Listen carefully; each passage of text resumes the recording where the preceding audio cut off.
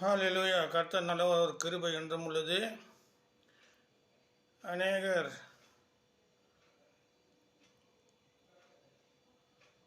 கர்த்தருடைய வார்த்தையை கேட்டு அதில் மகிழ்ந்து எனக்கு ஆதரவு தருவதற்காக உங்களுக்கு கொடான கொடி ஸ்தோத்திரம். உங்களுக்கு கர்த்தர் நல்லவர், ஒரு கிருபை என்றும் உள்ளது. கர்த்தர் கொடான கொடி ஸ்தோத்திரம். இன்றைய தினத்திலும் வேத வார்த்தையை தியானம் பண்ணுவோம். கர்த்தர் நல்லவர். ஏசாயா தீர்க்கதரிசன புத்தகத்தில் ஏசாயா தீர்க்கதரிசன புத்தகம் 1வது அதிகாரம், ஏசாயா தீர்க்கதரிசன புத்தகம்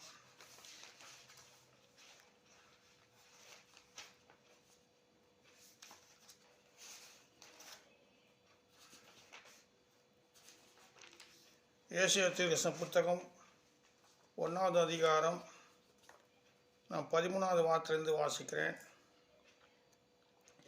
இனி வீண் காணிக்கைகளை கொண்டு வர வேண்டாம். தூபம் காட்டுறது எனக்கு அருவருப்பாக இருக்கிறது. நீங்கள் அக்கிரமத்தோடு ஆதரிக்க மாத பிறப்பையும் ஓய்வு நாளையும் சபை கூடுவது நான் இனி சகிக்க மாட்டேன். உங்கள் மாத பிறப்புகளையும் உங்கள் பண்டிகைகளையும் என் ஆத்மா வெறுக்கிறது. அவைகள் எனக்கு வருத்தமாக இருக்குது. அவைகளை சுமந்து இழைத்து போனேன். நீங்கள் உங்கள் கைகளை விரித்தாலும் என் கண்களை உங்களை விட்டு மறைக்கிறேன். நீங்கள் மிகுதியாக ஜெபம் பண்ணலாம் கேளேன். உங்கள் கைகளை இரத்தத்தினால் நிறைந்திருக்கிறது. உங்களை கழுவி சுத்திகரியுங்கள். உங்கள் கிரிகளின் பொல்லாப்பை என் கண்களுக்கு மறைவாக அகற்றிவிட்டு தீமை செய்து விட்டு விடுங்கள். நன்மை செய்ய படியுங்கள். இன்றைய தியானம் என்ன சொன்னாக்கா, நன்மை செய்ய படியுங்கள் சொல்லிட்டு தீர்க்கதரிசன புத்தகத்தில் 1வது அதிகாரத்தை 14 வார்த்தை நான் முக்கப்படுத்தி நான் தேவனுடைய செய்திக்கு கடந்து போகிறேன். தேவனுடைய வார்த்தைகளுக்கு எனக்கு ரொம்ப பிடித்தமானது நன்மை செய்ய படியுங்கள். நிறைய படிக்கிறாங்க, படிக்கிறதுக்கு சம்பாதிக்கிறதுக்கு படிக்கிறாங்க, படிக்கிறது அநேக காரியங்களும் உதவி செய்கிறாங்க. ஆனால் வேதம் தெளிவாக சொல்லுது, நன்மை செய்ய படியுங்கள். அப்போ நன்மை செய்யறதுக்கு ஒரு படிப்பு இருக்குது, அதான் வேதம். ஹல்லேலூயா. நன்மை செய்ய படிங்கன்னு சொன்னால் வேதத்தை படித்தா தான் நன்மை செய்ய முடியும். வேத வார்த்தைகளை கை கொள்ளுகிறவர்கள் நன்மை செய்யணும். வேதத்தின் அடிப்படை நடக்கிறோம் நன்மை செய்யணும். அது போதகராக இருந்தாலும் சரி, விசுவாசம் தான் யாராக இருந்தாலும் ஒரு வேதத்தை வாசிக்கிறீங்கன்னா முதலாவது நன்மை செய்ய படிக்கணும். வேதம் சொல் நன்மை செய்ய படியுங்கள். நியாயத்தை தேடுங்கள். ஒடுக்கப்பட்டவனை ஆதரித்து திக்கட்ட பிள்ளையின் நியாயத்தை விதவையின் வாழ்க்கையும் விசாரிங்கள். ஹல்லேலூயா. நன்மை செய்ய பழகுங்கள் சொல்லப்பட்டது. ரொம்ப அருமையான வார்த்தை. இல்லை, 1 பேதுரு 2:15 ஒரு வார்த்தை இருக்கிறது. 1 பேதுரு 2:15. ஹல்லேலூயா, ஸ்தோத்திரம். நன்மை செய்கிறதுனாலே புத்தியினன் மனுஷனுடைய அறியாமை அடக்குவது தேவனுடைய சித்தமாக இருக்கிறது சொல்லப்பட்டிருக்குது. ஹல்லேலூயா.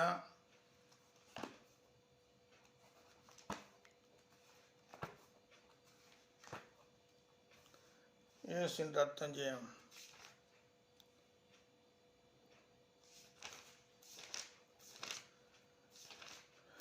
ஜீசஸ்.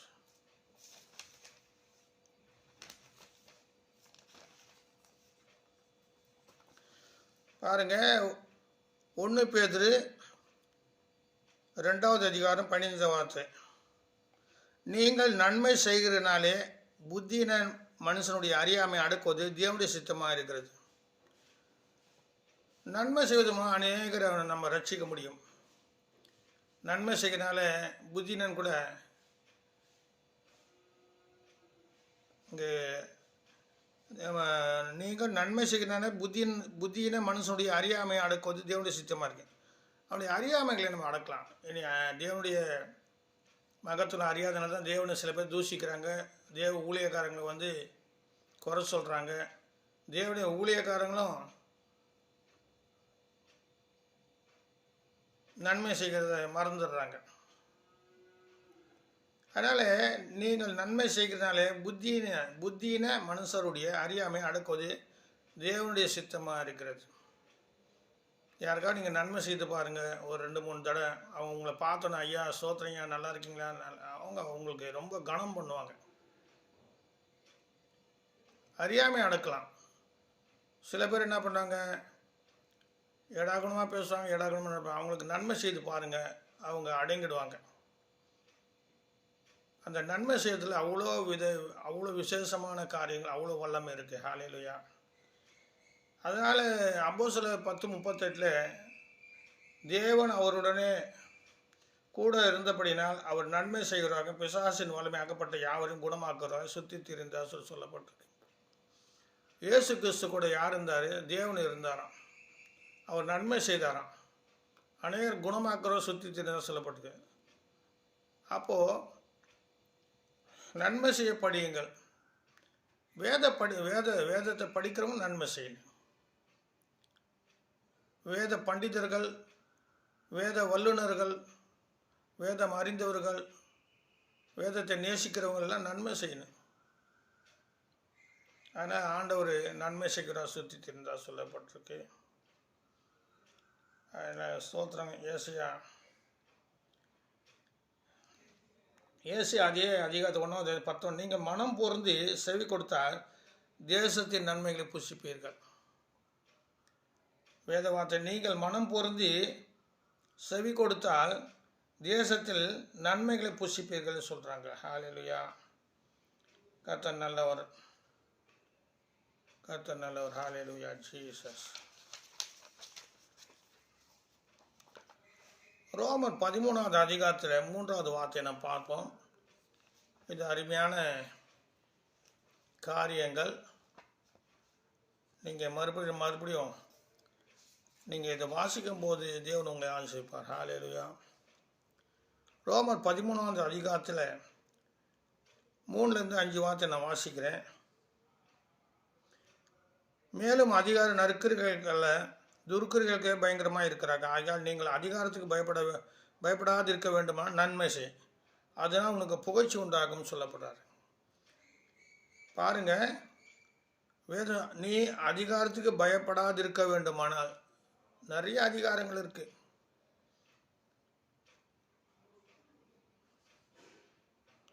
துர்க்கிரிகள் பாருங்க, மேலும் அதிகாரிகள் நற்கிரிகளுக்கல்ல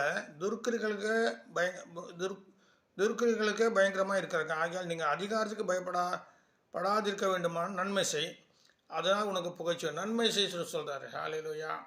அடுத்த 4வது வார்த்தை 13:4, ரோமர் 13:4, உனக்கு நன்மை உண்டாகும் பொருட்டு அவன் தேவ ஊழியக்காரனாக இருக்கிறார். நீ தீமை செய்தால் பயந்துரு, பட்டயத்தை அவன் விருதுவாய் பிடித்திருக்கவில்லை. தீமை செய்கிறமே கோபனை வரும்படிக்க அவன் நீதியை செலுத்துக்க தேவ ஊழியக்காரனாக இருக்கிறானே. பாருங்கள், ஒரு ஊழியக்காரன் இருக்கான்னு சொன்னால் அவன் நன்மை செய்கிறோன்னு சொல்லிட்டு வேதத்தில் அவர் சொல்கிறாரு. உனக்கு நன்மை உண்டாகும் பொருட்டு. ஒரு ஊழியக்காரன் எப்படின்னா அடுத்தவங்களுக்கு நன்மை உண்டாகும் பொருட்டு இருக்கணும். ஒரு சபை போதகரோ ஒரு சுவிசேஷகரோ 5 ஊழியங்கள் இருக்கணும், நன்மை செய்யணும். ஹல்லேலூயா. அப்போ இயேசு கிறிஸ்துவை பின்பற்றவங்க நன்மை செய்வாங்க. இயேசு கிறிஸ்து நன்மை செய்கிறா சொல்லி தெரிந்த வசனம் இருக்கு. இங்கே உனக்கு நன்மை உண்டாகும் பொருட்டு அவன் தேவ ஊழியக்காரனாக இருக்கிறான். நீ தீமை செய்தால் பயந்துரு, பட்டயத்தை அவன் விருதுவாய் பிடித்திருக்கவில்லை. தீமை செய்கிறவங்க கோபக்கினை வரும்படிக்க அவன் நீதியை செலுத்துகிற ஊழியக்காரன் இருக்கான். அப்போ ஒரு ஊழியக்காரன் இருக்கான்னு சொன்னாக்கா அந்த பட்டயம் வச்சுருக்கான், வேதத்தை வச்சுருக்கான்.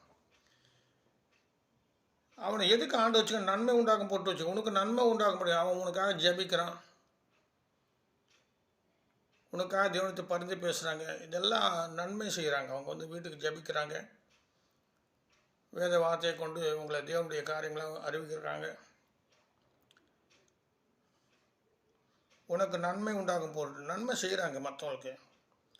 அதனால் சொல்கிறாரு, அவன் விருதுவாய் பிடித்திருவன், பட்டயத்தை அவன் விருதுவாய் பிடித்திருக்கவள். பட்டயம் சொன்னால் வேதத்தை அவன் வச்சுருக்கான், சும்மா வச்சுருக்கல வேதத்தை.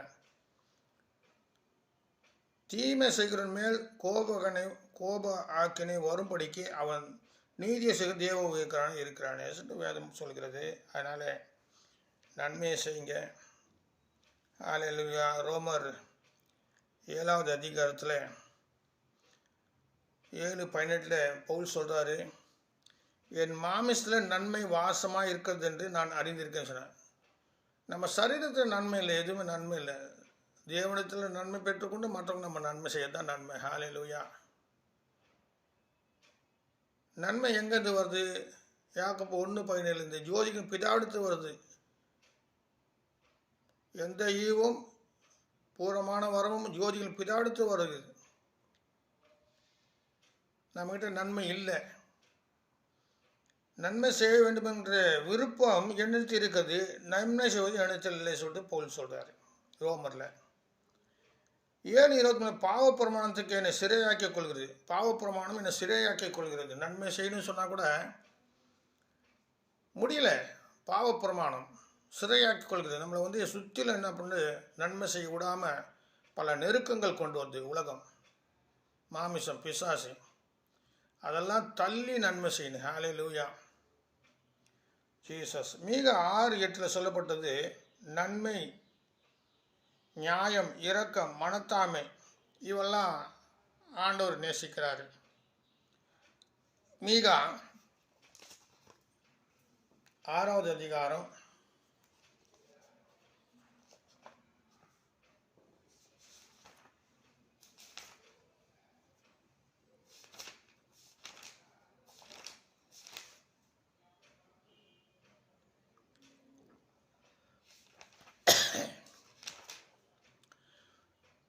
6வது அதிகாரத்தில் 8வது வார்த்தை, மனுஷனே நன்மை இன்னதென்று அவர் உனக்கு அறிவித்திருக்கிறார். நியாயம் செய்து இரக்கத்தை சிநேகித்து உன் தேவனுக்கு முன்பாக மனத்தாமை நடப்பதை அல்லாமல் வேறு எண்ணத்தை உங்ககிட்ட கர்த்தர் உணர்த்தி கேட்கிறார். இதை தான் கேட்குறார். அவர் பணத்தை கேட்கல, உன் பொருள் எல்லாம் எதுவுமே கேட்கல. மனம் திரும்ப சொன்னார். 2வது நன்மை செய்ய சொன்னார், இரக்கமாக இரு சொன்னார், மன்னின்னு சொன்னார். மத்திய 4:5 இந்த மலை ஜெபம் பிரசங்கம் அப்படி தான் இருக்குது. சமாதானம் பண்ணுவர்கள் தேவபுத்திரர்கள் என்று எண்ணப்படுவார்கள். ஹல்லேலூயா. ஆனால் நன்மை செய்யறதுனால அநேகரை ரட்சிக்க முடியும். கிறிஸ்துவ நன்மை செய்யறதுனால இப்போ சில பேர் பொறாமல் வருது. அது பார்க்காது. நம்ம தேவனுக்காக நன்மை செய்யணும். தேவன் நமக்கு நன்மை செய்கிறார், நம்மளும் நம்ம நன்மை செய்யணும். ஹல்லேலூயா. ஸ்தோத்திரம் ஆண்டவரே. ஜீசஸ். இந்த செப்பனியா 1வது அதிகாரத்தில் 10:87 இங்கே பாருங்கள். செப்பனியா அதிகாரத்தை 1:13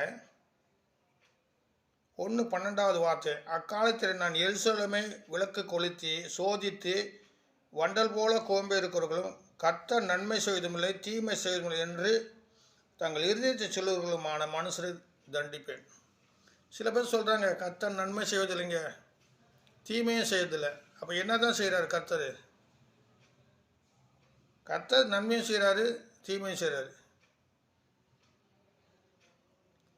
ஏற்கனவே சொல்லிக்க சங்கீதம் 18 அது அவர் உத்தமன் மாறுபட்டமாக இருக்கார். ஹல்லேலூயா. நீ நன்மை செய்யணும், நன்மை செய்வார். ஹல்லேலூயா. கர்த்தர் இப்படி சில பேர் சொல்கிறாங்க, கர்த்தர் நன்மை செய்வது இல்லை. அவர் பார்த்தாரா நன்மை செய்யதில்லை?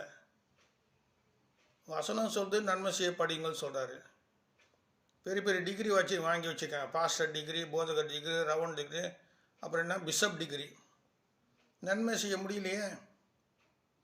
நீ டிகிரியாக வாங்கி வச்சுன்னு என்ன பண்ண போகிறீங்க? இங்கே இந்த வேதத்தை வாசிங்க. இந்த வேதம்தான் ஸ்டார் கொடுக்கும் உங்களுக்கு. ஸ்டார் பவுலுடைய ஸ்டார் தெரியுமா? நிறைய ஸ்டார் வாங்கியிருக்காரு பவுல். ஆமாம். அதனால் தங்கள் இருதயத்தில் சொல்லுகிற மனுஷரை தண்டிப்பேன். கர்த்தர் நன்மை செய்வதுமில்லை தீமை செய்வதும் என்று தங்கள் இருதயத்தில் சொல்லுகிற மனுஷரை தண்டிப்பேன். ஹல்லேலூயா.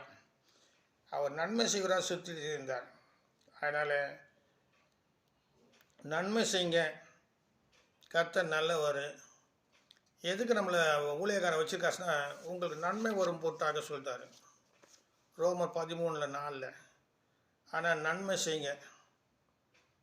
ஹல்லேலூயா. ஜீசஸ். ஆமோஸ் 5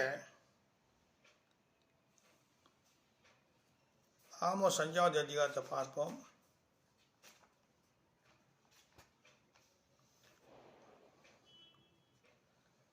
ஆமோஸ் 5வது அதிகாரத்தில் 7லிருந்து 15 நீங்கள் வாசிங்க.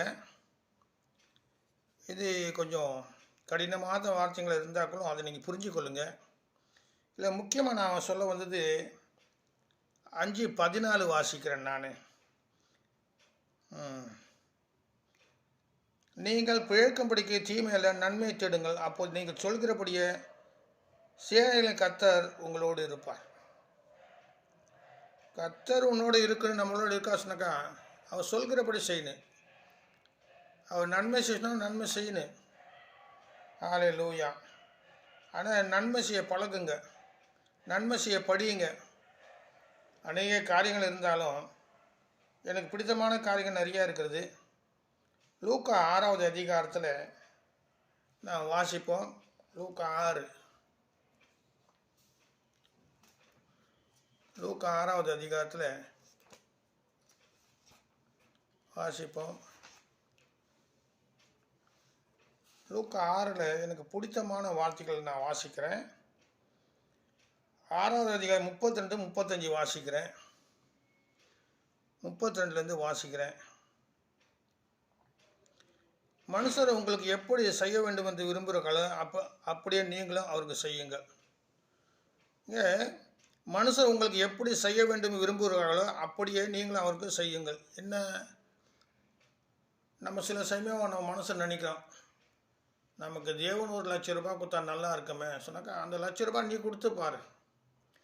இவங்க நமக்கு ஒரு 10,000 காணிக்க கொடுத்தா நல்லா இருக்குமே, இவங்களை எங்களை தாங்கினா நல்லா இருக்குமே, எங்களுக்கு உதவி செய்தால் நல்லா, அந்த உதவி நீ செய்து பாரு. அதான் சொல்கிறார் தேவன்.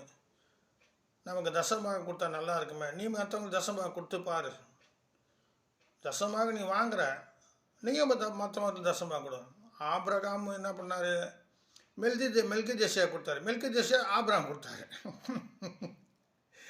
இப்போ இருக்கிறவங்க அவங்க மொத்தம் தசம் வாங்கி வச்சுக்கோ, மொத்தம் கொடுக்க மாட்டாங்க. ஹல்லேலூயா. அது பெரிய சப்ஜெக்டு. இப்போ தசமபாகத்தை பற்றி நிறைய பேர் வாக்குவாதம் பண்ணின்னு இருக்காங்க. தசமபாகம் சொல்கிறது கர்த்தருக்குரியது, அது ரகசியங்கள் நிறையா இருக்குது. நம்ம வாங்கி வச்சுக்கிறது இல்லை. தசமபாகத்து 3 காரியங்கள் சொல்லியிருக்காரு வேதத்தை. அது இன்னொரு சமயம் பார்ப்போம். தேவனுக்கு சித்தமான அதை பேசக்கூடிய தருணம் கொடுப்பாரு. ஹல்லேலூயா. இப்போது இங்கே என்ன சொல்ல பற்றி, மனுஷர் உங்களுக்கு எப்படி செய்ய வேண்டும் என்று விரும்புகிறீர்களோ அதன்படியே நீங்களும் அவருக்கு செய்யுங்கள். உங்களை சிநேகிகள் நீங்கள் சிநேகித்தால் உங்களுக்கு பலன் என்ன? உங்களை சிநேகிகளே நீங்கள் சிநேகித்தால் உங்களுக்கு பலன் என்ன? பாவிகளும் தங்களை சிநேகிக்கிறவர்களை சிநேகிக்கிறார்கள். பாவியை சிநேகம் பண்ணுறான். விசுவாசி சிநேகம் பண்ணுறானா? இல்லையே. சிநேகம் பண்ணு, அதுவும் பார்த்து சிநேகம் பண்ணு. ஹல்லேலூயா.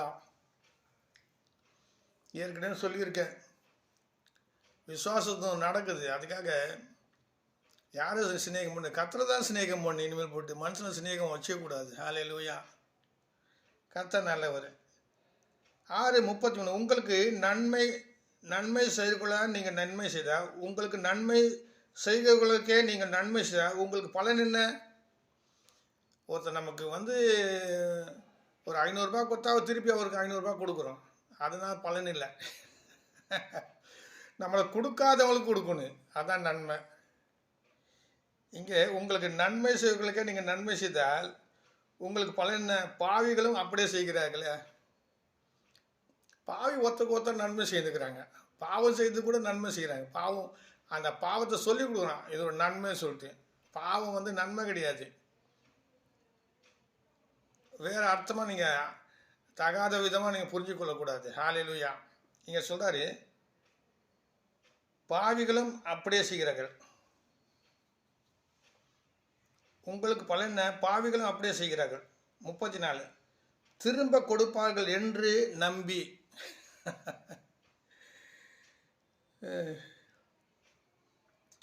இன்னைக்கு யாராவது கேட்டாக்கா எப்போ திரும்பி தருவீங்க? நீங்கள் திரும்பி தரத்துக்கு திராணி இருந்தாக்கா அவன் திருப்பி தருவான். திராணி இல்லாதவன் எப்படி திருப்பி தருவான் சொல்லுங்கள்? திராணி இருக்கிறவன் திருப்பி தரதில்லை. சரி, அது நமக்கு தேவையில்லாத சப்ஜெக்டு. வேதம் திரும்பி கொடுப்பார்கள் என்று நம்பி நீங்கள் கடன் கொடுத்தா உங்களுக்கு பலன் என்ன? இந்த 3 பலனை கேட்குறாரு. அப்போது நீங்கள் பலனை எதிர்பார்க்காத உதவி செய்யணும், நன்மை செய்யணும். இதுதான் ரகசியம். கேள்விக்கார பலன் என்ன, பலன் என்ன, பலன் என்ன? நீ செய்யறதுக்கு பலன் வேணும் இல்லையா?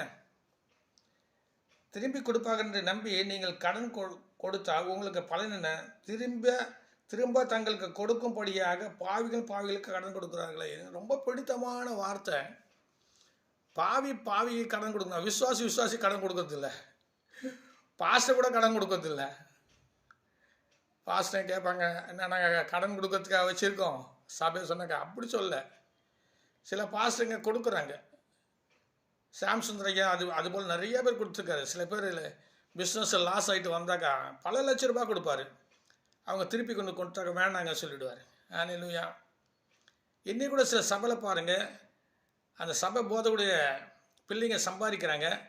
அந்த பிள்ளைகளுடைய சம்பாதனை தசமாத்தை கொண்டு வந்து சபையில் 5 வாரமும் அந்த சபையில் இருக்கிற விசுவாசிகளுக்கு காணிக்கையாக கொடுத்துட்றாங்க. இனி ஒரு சின்ன ஏசிய சபையில் நடக்குது. எனக்கு ரொம்ப ஆச்சரியமாக போச்சு.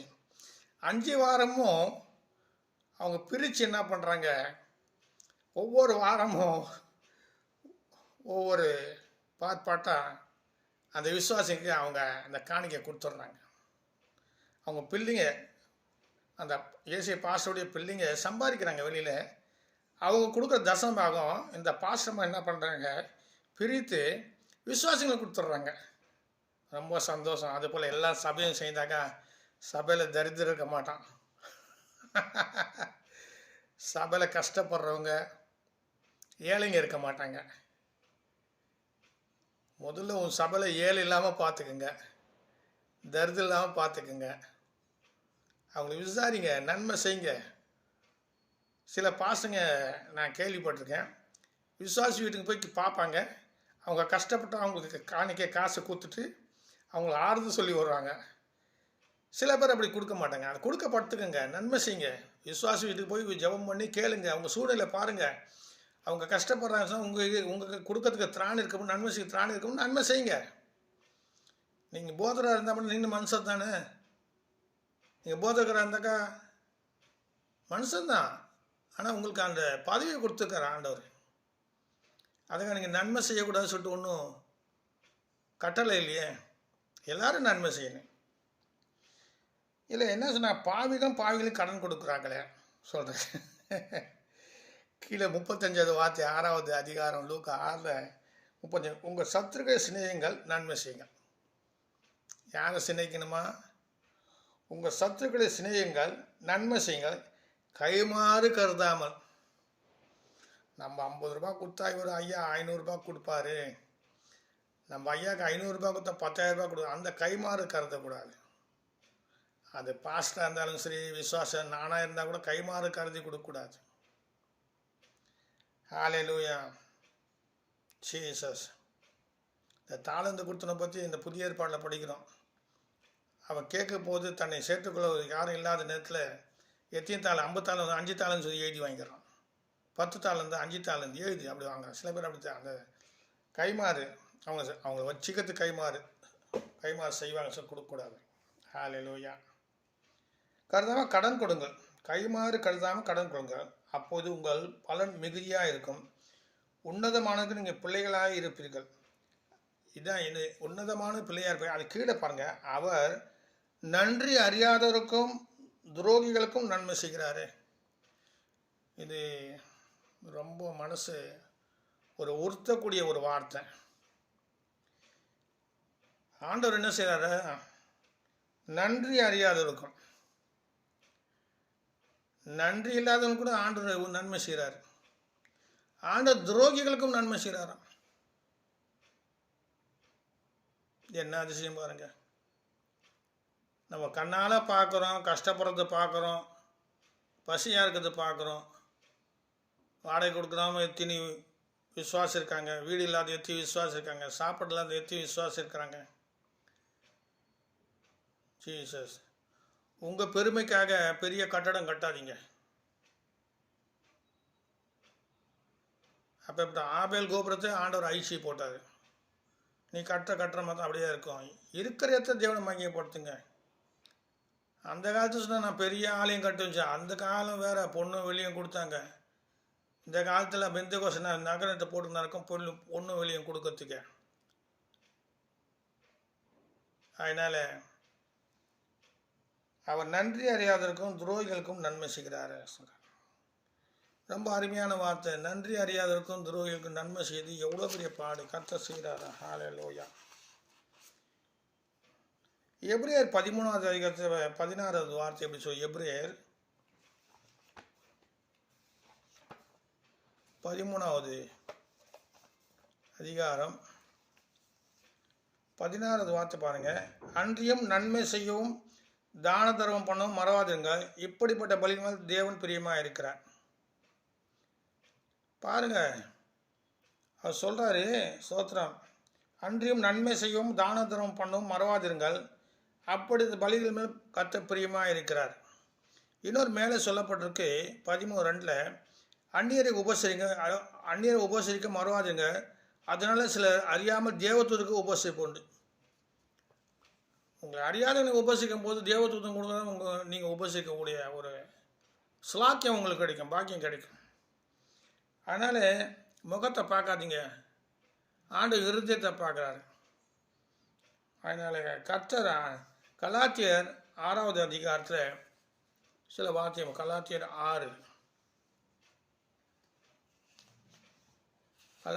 6வது அதிகாரத்தில் சில வார்த்தைகளை பார்ப்போம்.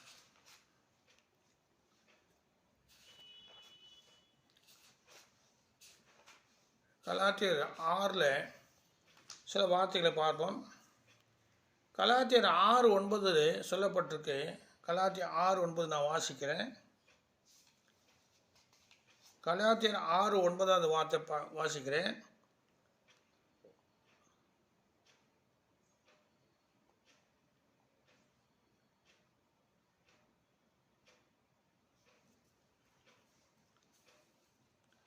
கலாத்தியர் 6:9